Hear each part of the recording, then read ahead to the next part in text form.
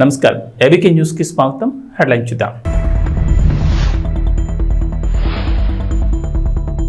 అచ్యుతాపురం ప్రమాదంపై ప్రధాని మోదీ దిగ్భ్రాంతి, ఎక్స్గ్రేషియా ప్రకటన.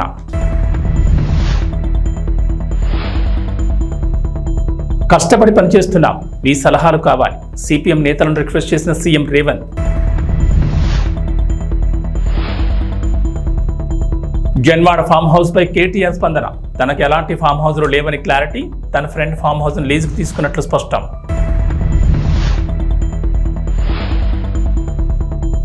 ఏపీలో ఉచిత బస్సు ప్రయాణంపై ఫోకస్, అధికారులతో సీఎం చంద్రబాబు సమీక్ష, కమిటీ ఏర్పాటు చేయాలని నిర్ణయం. అనకాపల్లి జిల్లా అచ్యుతాపురం సెజ్జలోని ఫార్మా కంపెనీలో పేలుడు ఘటనపై ప్రధాని నరేంద్ర మోడీ తీవ్ర దిగ్భ్రాంతిని వ్యక్తం చేశారు. ఈ ప్రమాదంలో 17 మంది చనిపోవడంపై సంతాపం తెలిపారు. ఈ ప్రమాదంలో మృతుల కుటుంబాలకు 2 లక్షల పరిహారం, క్షతగాత్రులకు 50,000 అందించనున్నట్టు తెలిపారు. క్షతగాత్రులు త్వరగా కోలుకోవాలని ఆకాంక్షించారు. ప్రధాని మోడీ ప్రస్తుతం విదేశీ పర్యటనలో ఉన్నారు. అచ్యుతాపురంలోని ఎసెన్షియా ఫార్మా కంపెనీలో ప్రమాదం దురదృష్టకరమన్నారు డిప్యూటీ సీఎం పవన్ కళ్యాణ్. ఈ ఘటనలో పెద్ద సంఖ్యలో సిబ్బంది ప్రాణాలు కోల్పోవడం, 50 మందికి పైగా తీవ్రంగా గాయపడ్డారని, ఈ ఘటన తనను కలిచివేసిందని ఆవేదన వ్యక్తం చేశారు. అనకాపల్లి జిల్లా కలెక్టర్ పరిశ్రమ శాఖ ప్రత్యేక ప్రధాన కార్యదర్శి కాలుష్య నియంత్రణ మండలి అధికారులతో మాట్లాడారు. అయితే ఒకే ప్రాంతాల్లో తరచూ ఇలాంటి ప్రమాద ఘటనలు జరుగుతున్నాయని, భద్రతపై పరిశ్రమలు, కార్మిక శాఖలు, అగ్నిమాపక విభాగంతో పాటు సంబంధిత విభాగాలన్నీ సమన్వయం చేసి సమావేశం నిర్వహించి నిబంధనలు ఖచ్చితంగా అమలయ్యేలా చూడాలని డిప్యూటీ సీఎం సూచించారు. తెలంగాణ ప్రజలకు ఇచ్చిన హామీలు నెరవేర్చేందుకు తీవ్రంగా శ్రమిస్తున్నామని సీఎం రేవంత్ రెడ్డి అన్నారు. అందుకు రేయింపవళ్లు కష్టపడి పనిచేస్తున్నామన్నారు. బుధవారం తెలంగాణ రాష్ట్ర సచివాలయంలో సిపిఎం నేతలు రాఘవులు, జోలకంటి రంగారెడ్డితో సీఎం మర్యాదపూర్వకంగా భేటీ అయ్యారు. వ్యక్తిగత పనుల నిమిత్తం రాఘవులు సెక్రటరియట్కు వెళ్లగా అక్కడే ఉన్న సీఎం ముఖ్య సలహాదారుడు వేం నరేందర్ రెడ్డి వారిని రేవంత్ రెడ్డి వద్దకు తీసుకెళ్లారు. ఈ సందర్భంగా పలు అంశాలపై రేవంత్ సిపిఎం నేతలకు వివరించారు. ఇటీవల 2 లక్షల రైతు రుణమాఫీ చేశామని, త్వరలోనే రైతు భరోసా అమలు చేయనున్నట్లు తెలిపారు. ప్రజలకిచ్చిన 6 గ్యారంటీల అమలుకు తమ ప్రభుత్వం కట్టుబడి ఉందని చెప్పారు. గత ప్రభుత్వం రాష్ట్రాన్ని అప్పుల కుప్పగా మార్చినా తాము మాత్రం రాష్ట్ర ప్రజలకు సంక్షేమ పథకాలకు లోటు లేకుండా చేస్తున్నామన్నారు. హామీలన్నింటినీ వెనుకో ముందు అమలు చేస్తామని, సంక్షేమ పాలనకు మీ సలహాలు, సూచనలు కావాలని సిపిఎం నేతలను కోరారు. మంచి కార్యక్రమాలకు సిపిఎం మద్దతుంటుందని ఈ సందర్భంగా రాఘవులు సీఎం రేవంత్తో అన్నారు. ప్రభుత్వ వైఫల్యాలుంటే మాత్రం సిపిఎం పార్టీ కూడా లేవనెత్తుందని పేర్కొన్నారు. వారి వెంట ప్రభుత్వ సలహాదారు షబ్బీర్ అలీ తదితరులు ఉన్నారు. హైదరాబాద్లో హైడ్రా కూల్చివేతలు రాజకీయ ప్రకంపనలు సృష్టిస్తున్నాయి. బఫర్ జోన్లో నిర్మించిన అక్రమ కట్టడాలపై బుల్డోజర్ల ప్రయోగం ఇప్పుడు హాట్ టాపిక్గా మారింది. హైడ్రా కూల్చివేత లిస్టులో రాజకీయ ప్రముఖులకు సంబంధించిన ఆస్తులు కూడా ఉండడం ఇప్పుడు సర్వత్రా చర్చనీయాంశంగా మారింది. ఇందులో భాగంగానే బీఆర్ఎస్ వర్కింగ్ ప్రెసిడెంట్ కేటీఆర్కు సంబంధించిన జన్వాడ ఫామ్ హౌస్ కూడా బఫర్ జోన్లోనే ఉందని వార్తలు వైరల్ అవుతున్నాయి. ఆ వార్తలపై స్పందించిన కేటీఆర్ జన్వాడ ఫామ్ హౌస్ మీద క్లారిటీ ఇచ్చారు. తనకు సొంతంగా ఎలాంటి ఫామ్ హౌస్లు లేవని కేటీఆర్ స్పష్టం చేశారు. తన స్నేహితుడి ఫామ్ హౌస్ లీజుకు తీసుకున్నానని తెలిపారు. ఆ ఫామ్ హౌస్ ఎఫ్టీఎల్లో ఉంటే తాను దగ్గర నుండి కూలగొట్టిస్తానని చెప్పుకొచ్చారు. అయితే దాంతోపాటు కాంగ్రెస్ నాయకులు కూడా కూలగొట్టాలని కేటీఆర్ డిమాండ్ చేశారు. పార్టీని వెంటాడతామన్నారు. నేను అక్రమంగా ఏదైనా తప్పు చేస్తే తప్పకుండా చర్యలు తీసుకోండి. బఫర్ జోన్లో ఎవరి నిర్మాణాలు ఉన్నా సరే కూల్చేయాలని ప్రభుత్వాన్ని కోరుతున్నా. తప్పు నేను చేసినా సరే నాపై చర్యలు తీసుకోండి. నాకు ఫామ్ హౌస్ లేదు. నా ఫ్రెండ్ ఫామ్ హౌస్ను లీజుకు తీసుకున్నా. ఒకవేళ ఆ ఫామ్ హౌస్ నిబంధనలకు విరుద్ధంగా ఉంటే కూల్చేయండి. అదేవిధంగా మంత్రులు, కాంగ్రెస్ నాయకుల నిర్మాణాలు కూడా కూల్చేయాలి. కాంగ్రెస్ మంత్రులు, ఎమ్మెల్యేల రాజభవనాలు కూడా ఎఫ్టీఎల్ పరిధిలో ఉన్నాయి. వాటిని కూడా కూల్చేయాలంటూ కేటీఆర్ కీలక వ్యాఖ్యలు చేశారు. ఇంతసేపు రైతుల సబ్జెక్ట్ చెప్తే మీరేమో హైడ్రామా. నేను ఒకటే చెప్తా ఉన్నా, నాకంటూ పాపం కొంతమంది మీడియా మిత్రులకు కూడా తెలియదు. మీరు కొండలరెడ్డి మాయలో, రేవంత్ రెడ్డి మాయలో ఉన్నారు కొంతమంది. మీకు నేను చెప్తా ఉన్నా, వాళ్ళు ఎవరో మీరే అనుకోండి, నేను చెప్పాల్సిన అవసరం లేదు. ఈ మాయలో ఉన్న వాళ్ళు ఎవరైతే ఉన్నారో నాకంటూ ఏ ఫామ్ హౌజు లేదు, స్పష్టంగా చెప్తా ఉన్నా. నా మిత్రుడు ఒక ఆయనకి ఫామ్ హౌస్ ఉంటే నేను లీజ్ మీద తీసుకున్నమాట వాస్తవం. ఒక 7-8 ఏళ్ళ నుంచి లీజ్ మీద ఉన్నమాట వాస్తవం. ఒకవేళ అది ఎఫ్టీఎల్లోనో బఫర్లోనో ఉంటే నా మిత్రుడికి నేను చెప్తా, దగ్గర ఉండి అవసరమైతే నేను కూడా పోయి, ఎందుకంటే నేను లీజ్ మీద ఉన్నా కాబట్టి అక్కడే ఉండి నేను దగ్గరుండి కూలగొట్టించి వస్తా. ఒకవేళ అందులో ఏమైనా తప్పు ఉంటే ఎఫ్టీఏలో బఫర్లో ఉంటే నేనే దగ్గరుండి కూలగొట్టించి వస్తా. కానీ నేను కాంగ్రెస్ ప్రభుత్వాన్ని ఒక మాట్లాడుతూ ఉన్నా, సరే ఇలా ఏమైనా తప్పు ఉంటే కూలగొట్టారు, నో ప్రాబ్లం, కూలగొట్టండి, దానిలో నష్టమేం లేదు, వెల్కమ్. మంచి జరుగుతున్నప్పుడు అందరం ఆహ్వానించాల్సింది. కానీ నేరుగా అక్కడి నుంచి బయలుదేరి నాతో పాటు రండి మంత్రులు, పెద్ద పెద్ద కాంగ్రెస్ లీడర్లు, ఎఫ్టీఎల్లలో బఫర్లలో కట్టిన రాజభవనాలు నేను కూడా తీసుకొని మీ అందరూ కలిసిపోదాం. నాతో పాటు మీరు కూడా రండి మీడియా, నేను దగ్గరుండి తీసుకొని పోతా. నిన్న మొన్నటి నుంచి నేను కూడా చూస్తూ ఉన్నా సోషల్ మీడియాలో ఎట్లా బ్రహ్మాండంగా జూమ్లు పెట్టి మరీ తీసినారు. గూగుల్ ఎర్త్తో, అది గూగుల్ మ్యాప్స్ ఏందో కానీ చాలా చక్కగా పెద్ద పెద్ద కాంగ్రెస్ నాయకులు పేర్లు చెప్పమంటారా? రెవెన్యూ మంత్రి గారు పొంగులేటి శ్రీనివాసరెడ్డి గారు, తర్వాత కేవీపీ రామచంద్రరావు గారు, ఆ తర్వాత పట్నం మహేందర్ రెడ్డి గారు ఎఫ్టీఎల్లో, తర్వాత ఇంకెవరున్నారు బా, సుఖేందర్ రెడ్డి గారు కౌన్సిల్ చైర్మన్ గారు, తర్వాత మన ఉన్నారు మధు యాష్కి గారు, ఇంకా చాలామంది ఉన్నారు. ఇంకొకటి కూడా ఉంది, రేవంత్ రెడ్డి గారిది కూడా ఏడుందో నేను చూపెడతాను మీకు. మీరు వస్తా అంటే రేవంత్ రెడ్డి వ్యవహారం కూడా చూపెడతా. ఎక్కడుందో మీకు శాటిలైట్ మ్యాప్లు పంపుతా, చూసుకోండి. నేనేమంటున్నా అంటే ఐ వెల్కమ్. ఎక్కడ నా పేరు మీద ఏదో మీడియాలో ఏదో వేసేసి ఏదో జరిగిపోయింది ఏమో అయిపోతుంది, ఆడేమైనా తప్పుంటే కొట్టండి, నేను ఎందుకు వద్దంట. వెల్కమ్. నా పేరు మీద ఏ ప్రాపర్టీ లేదు, లీజ్ మీద నేనున్నాను. మా ఫ్రెండ్ నన్ను తిట్టుకుంటాడు కావచ్చు ఈ మాట చెప్పినందుకు, ఇంతెందుకు మాట్లాడినారో నాయన నువ్వు అని, జీవితాంతం తిడతాడు కావచ్చు, పర్వాలేదు. నేను తప్పు జరిగితే దాన్ని కూల్చడంలో నేను దగ్గరుండి సహకరిస్తా. ఆడికెళ్ళి అట్లే కలిసిపోదాం. అదే హైడ్రానో అమీబానో ఏదో ఉంది కదా, దాన్ని తీసుకొని ఆడికెళ్ళి పోదాం. పోయి సీదా మనం పొంగులేటి శ్రీనివాసరెడ్డి గారితో మొదలు పెడదాం. ఎందుకంటే మంత్రి గారు కదా, వాళ్ళ తమ్ముడు కూడా అక్కడే ఉన్నాడు ఎఫ్టీఎల్లో. కూలబడదాం. చలో ఒకటే రోజు మనందరం ప్రజలకు పారదర్శకంగా ముందుండి నిలబడదాం.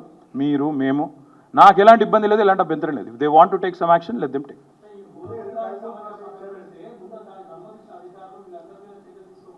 ప్రభుత్వంలో నేను లేను రాజు. సో మీరు పని చేయండి, అడగాల్సిన ప్రశ్న మీరు వేరే దిక్కు పెట్టాల్సింది నా మీద పెడుతున్నారు, మీరు అటు పెట్టండి. వాళ్ళు ఎవరి మీద యాక్షన్ తీసుకుంటారంటే నాకు అభ్యంతరం లేదు బ్రదర్. అధికారుల మీద తీసుకోమను, ఎవరెవరి మీద తీసుకోమను, నాకేం అభ్యంతరం లేదు. నేను అనేదల్లా ఒకటే, తప్పు నేను చేస్తే కూడా చర్య తీసుకోండి, తప్పు కాంగ్రెస్ వాళ్ళు చేస్తే కూడా అక్కడికి వెళ్ళి సీదా కాంగ్రెస్ వాళ్ళ కాడికి పోదాం. ఆడ మొత్తం ఆ చెరువు చుట్టూ ఎఫ్టీఎల్ బఫర్లు ఏమేమవుతున్నాయో మొత్తం కూలగొడదాం. వెల్కమ్. ఓకే. ఏపీలో మహిళలకు ఉచిత బస్సు ప్రయాణ అమలుపై ఫోకస్ పెట్టింది ప్రభుత్వం. ముఖ్యమంత్రి చంద్రబాబు ఏపీఎస్ఆర్టీసీ రవాణా శాఖలపై సచివాలయంలో సమీక్ష నిర్వహించారు. అధికారులు ప్రజాప్రతినిధులతో ఓ కమిటీ ఆయా రాష్ట్రాల్లో పరిశీలించి నివేదిక రూపొందించాలని సీఎం సూచించారు. తెలంగాణ, కర్ణాటక, తమిళనాడు, ఢిల్లీ, పంజాబ్లో మహిళలకు ఉచిత బస్సు ప్రయాణం అమలవుతోందని, అక్కడ అమలు చేస్తున్న తీరు, అందులో లోటుపాట్లను పరిశీలించాలన్నారు. ఈ రాష్ట్రాల్లో సమగ్ర అధ్యయనం చేయాలని, కొంత ఆలస్యమైన ఇందులో ఎటువంటి లోపాలకు అవకాశం లేకుండా చూడాలన్నారు. మహిళలకు ఎలాంటి ఇబ్బంది లేకుండా విధానాలు రూపొందించాలన్నారు. చంద్రబాబు రాష్ట్రంలో ప్రస్తుతం ఉన్న డీజిల్ బస్సుల నుంచి క్రమంగా విద్యుత్ బస్సుల్లోకి మారేందుకు ఆర్టీసీ అధికారులు ప్రణాళిక రూపొందించాలన్నారు చంద్రబాబు. కేంద్రం ఇస్తున్న రాయితీని వినియోగించుకుని 1253 విద్యుత్ బస్సులు సమకూర్చుకోవాలని సూచించారు. దేశవ్యాప్తంగా ఎలక్ట్రిక్ వాహనాల వినియోగం పెరుగుతోందని గుర్తు చేశారు బాబు. ఈ తరుణంలో ఆర్టీసీలోనూ వాటి వినియోగానికి ప్రాధాన్యం ఇవ్వాలన్నారు. డీజిల్, ఎలక్ట్రిక్ బస్సుల కొనుగోలుతో పాటు నిర్వహణ వ్యయం, మైలేజ్ వ్యత్యాసాన్ని బేరీజ్ వేసుకుని సముచిత నిర్ణయం తీసుకోవాలని సూచనలు చేశారు. మాజీ మంత్రి బీఆర్ఎస్ నేత సిద్దిపేట ఎమ్మెల్యే తన్నీరు హరీష్ రావు ఆలయాల యాత్రకు సిద్ధమయ్యారు. యాదాద్రి లక్ష్మీ నరసింహస్వామి ఆలయం నుంచి గురువారం యాత్ర ప్రారంభిస్తారని హరీష్ రావు ప్రకటించారు. సీఎం రేవంత్ రెడ్డి చేసిన పాపం ప్రజలకు శాపం కాకుండా చూసి రక్షించాలని యాదాద్రి లక్ష్మీ నరసింహస్వామిని ప్రార్థిస్తారన్నారు. సీఎం రేవంత్ రెడ్డి పాప పరిహారం కోసం, తెలంగాణ ప్రజల శ్రేయస్సు కోసం ఆలయాలను దర్శించి పూజలు చేయబోతున్నారని హరీష్ రావు తెలిపారు. బీఆర్ఎస్ ఎమ్మెల్యేలు, ఎమ్మెల్సీలు, ఇతర నాయకులతో కలిసి యాదాద్రిలో హరీష్ రావు ప్రత్యేక పూజలు చేయనున్నారు. అనంతరం ఆలేరులో జరిగే ధర్నా కార్యక్రమంలో పాల్గొంటారు. రైతు రుణమాఫీ విషయంలో కొన్ని రోజులుగా హరీష్ రావు, ముఖ్యమంత్రి రేవంత్ రెడ్డి మధ్య మాటల యుద్ధం కొనసాగుతోంది. దేవుళ్ల మీద బొట్లు వేసి మాట తప్పిన సీఎం రేవంత్ రెడ్డిని నిలదీసేందుకు ఆలయాల యాత్ర చేపడుతున్నారని హరీష్ రావు ఇంతకుముందే ప్రకటించారు. ఈ పాపాత్ముడైన ముఖ్యమంత్రిని క్షమించు, తెలంగాణ ప్రజలపై దయించని యాదగిరి నరసింహస్వామిని వేడుకుంటానని హరీష్ రావు ఎక్స్లో పేర్కొన్నారు. రాష్ట్రంలో 42 లక్షల మంది రైతులకు 31,000 కోట్ల రుణమాఫీ జరగవలసింది ఉన్నది. మేము ఇప్పటిదాకా 22 లక్షల మందికి 17,000 కోట్లు మాత్రమే చేశాము అంటున్నాడు. రుణమాఫీ అయిపోయిందని ముఖ్యమంత్రి అంటాడు. 17 లక్షల మందికి చేసేది ఉందని పొంగులేటి గారు, ఉత్తమ్ కుమార్ రెడ్డి గారు, పొంగులేటి గారు 12,000 కోట్లు ఇచ్చేది ఉందని. ఆ చేసిన 22 లక్షల్లో కూడా ఓ 2 లక్షల మందికి బ్యాంకులో పైసలు జమ కాలే, వాపసు వచ్చినాయని కూడా ఈ విషయం కూడా వ్యవసాయ మంత్రి చెప్పిండు. అంటే 42లో ఇప్పుడు ఎంతమందికి అయినట్టు? 20 లక్షల మందికి అయింది. అయింది తక్కువ, కాంది ఎక్కువ. ఇది నేను చెప్తలేను, వ్యవసాయ మంత్రి తుమ్మల గారు చెప్పిన మాట. 42 లక్షల్లో 20 లక్షల మందికే రుణమాఫీ అయింది, కానోళ్ళు 22 లక్షలు. అంటే 46% మాత్రమే జరిగింది, ఇంకా 54% రుణమాఫీ బాకే ఉంది. అంటే దేవుళ్ళ మీద ప్రమాణాలు చేసి రైతుల్ని మోసం చేసిన ప్రభుత్వం ఈరోజు ఈ కాంగ్రెస్ ప్రభుత్వం, ఈ ముఖ్యమంత్రి రేవంత్ రెడ్డి గారు. ఇది నేను చెప్తుంది కాదు కదా, నీ మంత్రులే చెప్తున్నారు. ఒక ఆయన 12,000 కోట్లు ఇవ్వాలంటుండు, ఒక ఆయన 17 లక్షల మంది రైతులకు ఇంక ఇచ్చేది ఉన్నదంటుండు, ఇంకొక ఆయన ఏమో 42 లక్షల్లో 20 లక్షల మందికే ముట్టింది, ఇంక 22 లక్షల మందికి ముట్టలేదు అంటుండు. మరి దీన్ని బట్టి ఎవరు రాజీనామా చేయాలి రేవంత్ రెడ్డి గారు? నీకు నీతి నిజాయితీ ఉంటే బహిరంగంగా తెలంగాణ ప్రజలకు క్షమాపణ చెప్పు. తెలంగాణలో నువ్వు ఒట్టు పెట్టిన దేవుళ్ళ దగ్గరికి పోయి ప్రాయశ్చిత్తం చేసుకో. దేవుడా నన్ను క్షమించు, నేను తప్పు చేసినా, నేను తొందరపడి నీ మీద ప్రమాణం చేసినా దయచేసి నన్ను క్షమించని ప్రాయశ్చిత్తం చేసుకో. కనీసం ఆ దేవుడు అన్న నిన్ను క్షమిస్తాడు. నువ్వు ప్రాయశ్చిత్తం చేసుకోవు కనుకనే ఇలా మేం బయలుదేరి ఇక్కడికి రావడం జరిగింది. దేవుడా మా ముఖ్యమంత్రి నిన్ను మోసం చేసిండు, నీ మీద ఒట్టు పెట్టి ప్రమాణం చేసిండు. ఈ పాపాత్ముడు, ఈ అబద్ధాల కోరు, ఈ దగాకోరు, ఈ దివాలా కోరు ముఖ్యమంత్రిని క్షమించండి. తెలంగాణ ప్రజలకిచ్చిన మాట తప్పిండు. కనీసం దేవుడా లక్ష్మీనరసింహస్వామి తెలంగాణ ప్రజల ముఖం చూసి ఈ పాపాత్ముని ముఖ్యమంత్రిని క్షమించు, తెలంగాణ ప్రజల్ని దీవించు అని ఆ లక్ష్మీనరసింహస్వామిని వేడుకున్నాం. ఎందుకంటే పాలకుడే పాపం చేస్తే అది ప్రజలకు అరిష్టం జరిగే అవకాశం ఉంటుందని కొంతమంది బ్రాహ్మణులు నాకు చెప్పింది. పాలకుడు పాపం చేస్తే రాష్ట్రానికి ప్రజలకు అరిష్టం చుట్టుకుంటారు సార్ అంటే, ఈ ప్రజలకు అరిష్టం కలగద్దు, ప్రజలకు నష్టం జరగద్దు, ఈ పాపం చేసిన ముఖ్యమంత్రిని క్షమించు, తెలంగాణ ప్రజల్ని కాపాడు లక్ష్మీనరసింహస్వామి అని ఆ దేవుణ్ణి వేడుకోవడం కోసం మేము ఇక్కడికి వచ్చాం. ఆంధ్రప్రదేశ్ ప్రభుత్వం ఉచిత ఇసుకకు సంబంధించి మరో కీలక నిర్ణయం తీసుకుంది. ఆన్లైన్లో ఇసుక బుకింగ్ చేసుకునే సౌకర్యాన్ని అందుబాటులోకి తీసుకురానుంది. ఉచిత ఇసుక విధానం అమలు తీరుపై ముఖ్యమంత్రి నారా చంద్రబాబు నాయుడు సమీక్ష నిర్వహించారు. వచ్చే నెల 11 నుంచి ఆన్లైన్లో ఇసుక బుకింగ్ సదుపాయం అందుబాటులోకి తెచ్చేలా ఏర్పాట్లు చేస్తున్నారు. కొత్త విధానం అమల్లోకి వచ్చే వరకు స్టాక్ పాయింట్కు సమీపంలో ఆఫ్లైన్లో బుకింగ్కు వీలు కల్పించి లారీలు ఇసుక నిల్వ కేంద్రాల్లో క్యూలో ఉండాల్సిన అవసరం లేకుండా చర్యలు తీసుకోవాలని ముఖ్యమంత్రి ఆదేశించారు. ఆన్లైన్లో ఇసుక బుకింగ్ సదుపాయం అందుబాటులోకి వచ్చే వరకు నిత్యం ఇసుక సరఫరా అవుతున్న తీరుపై సమీక్ష నిర్వహిస్తామన్నారు. ప్రధానంగా ఇసుక సరఫరాపై అధికారులకు చంద్రబాబు పలు సూచనలు చేశారు. ముందుగా ఇసుక బుక్ చేసుకునే అవకాశం కల్పించాలని, ఆ వేబిల్లు ఉన్న లారీలనే స్టాక్ పాయింట్లలోకి అనుమతించాలని సూచించారు. వినియోగదారులపై అధిక ఛార్జీల భారం లేకుండా చూడాలని ఆదేశించారు. ఇసుక నిల్వ కేంద్రంలో రోజుకి ఎన్ని లారీలు లోడ్ చేసేందుకు అవకాశం ఉందో అంతవరకే వినియోగదారులకు బుకింగ్కి అవకాశం ఉంటుంది. ఒకవేళ అంతకు మించి ఎక్కువ మంది వస్తే మరుసటి రోజు లోడింగ్ చేసేలా వేబిల్లు జారీ చేస్తారు. మెగాస్టార్ చిరంజీవి కుటుంబ సభ్యులు తిరుమల శ్రీ వెంకటేశ్వర స్వామిని దర్శించుకున్నారు. గురువారం ఉదయం శ్రీవారి మేల్కొలుపు సేవ అయిన సుప్రభాత సేవలో కుటుంబ సభ్యులతో కలిసి మొక్కులు చెల్లించుకున్నారు. దర్శనం అనంతరం రంగనాయకుల మండపంలో వేద పండితులు వేదాశీర్వచనం అందించారు.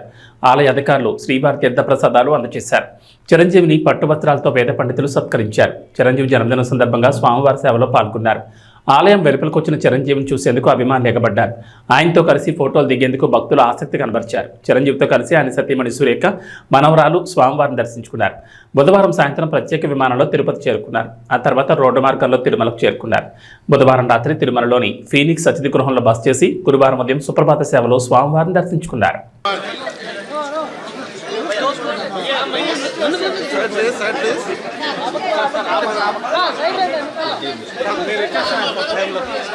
ఎంతసేపు తీస్తారప్ప, ఎంతసేపు తీసుకోండి ప్లీజ్ ప్లీజ్.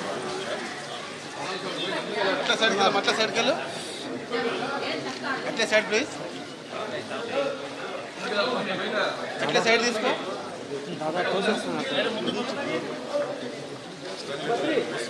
మాకు అలవాటు అయిపోయింది.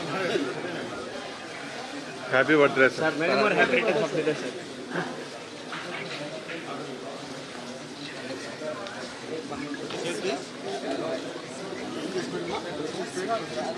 చేతులు పెట్టదండి. దింపుతా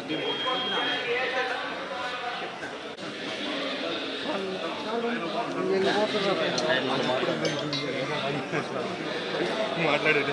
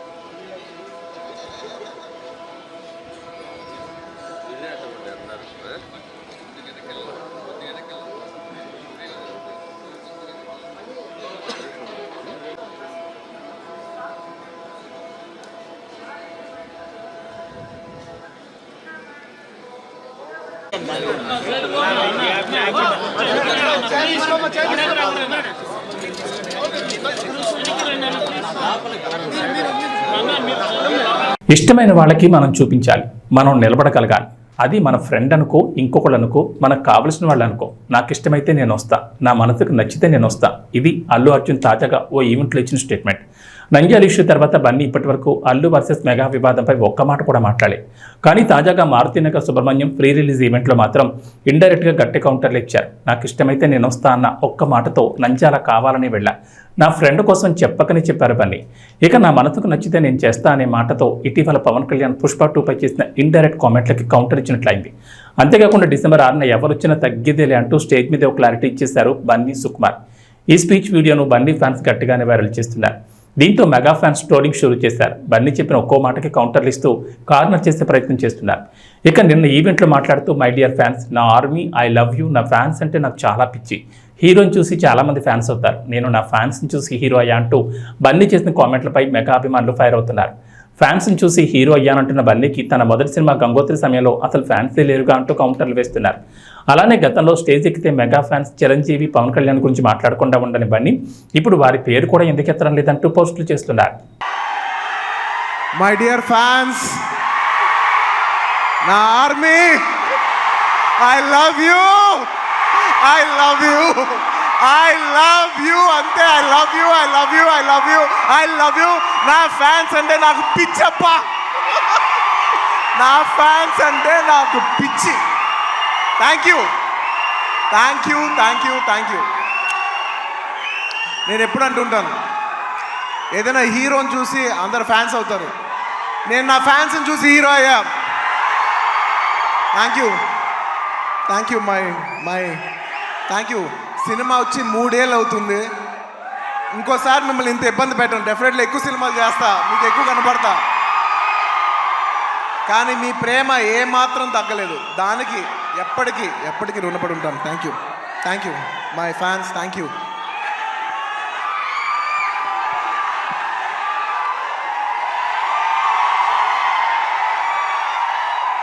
థ్యాంక్ యూ. ఈ ఫంక్షన్కి వచ్చి దీన్ని ఇంత పెద్ద సక్సెస్ చేసిన మీకు, ఈ ఫంక్షన్ని టెలికాస్ట్ చేసిన మీడియా వారికి, స్పాన్సరర్స్కి, అందరికి, ముఖ్యంగా అందరికీ thank you very much. And ఇంకా విషయానికి వస్తే వెరీ సింపుల్. నేను ఇవాళ ఎందుకు ఇక్కడికి వచ్చాను అనేది వెరీ ఆబ్వియస్. ఎందుకంటే సుకుమార్ గారు వైఫ్ తబిత గారు ఈ సినిమా ప్రొడ్యూస్ చేస్తున్నారు. పుష్ప 2 లాస్ట్లో చెప్తా, అది డెజర్ట్ లాంటిది. అది లాస్ట్లోనే చెప్పాలి, అది లాస్ట్లోనే తినాలి. సుకుమార్ గారి వైఫ్ తబిత సుకుమార్ గారు ఈ సినిమా ప్రొడ్యూస్ చేశారు. ఆబ్వియస్లీ ఆవిడ మేము క్లైమాక్స్ షూట్ చేస్తున్నాం. ఆ రూమ్ లోపలికి వచ్చి ఆవిడ ఒకటే మాట అన్నారు, నేను ఇలా బన్నీ గారు, నేను ఇలా సినిమా ప్రొడ్యూస్ చేస్తున్నాను, ఎలాగో సుకుమార్ గారు వస్తారు, నేను సుకుమారు మీరు గారు కాకుండా మిమ్మల్ని కాకుండా నేను ఇంకెవరిని అడుగుతాను అన్నారు. ఇంకా ఆ మాట తర్వాత ఇంకా డిస్కషన్ లేదు, మాటలు లేవు, మాట్లాడుకోవటం లేవు.